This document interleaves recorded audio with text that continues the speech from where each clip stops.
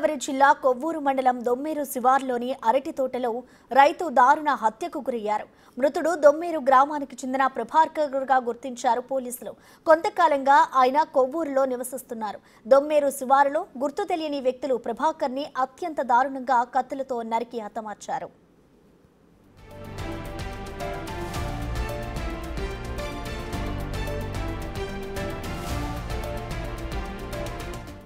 ఈ విషయాన్ని స్థానికులు గుర్తించి పోలీసులకు సమాచారం ఇచ్చారు.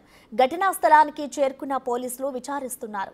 రైతును అత్యంత కిరాతకంగా హత్య చేయడంతో పాటు అతడి కుడి చేతి వేళ్లను నరికి తీసుకెళ్లిపోయారు.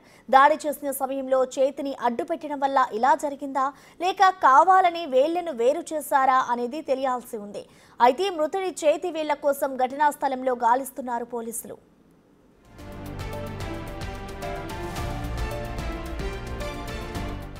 కొవ్వూరు పట్టణ పోలీసులు కేసు నమోదు చేసి దర్యాప్తు చేస్తున్నారు. ఘటనా స్థలానికి చేరిన క్లూస్ టీం ఆధారాలను సేకరిస్తోంది.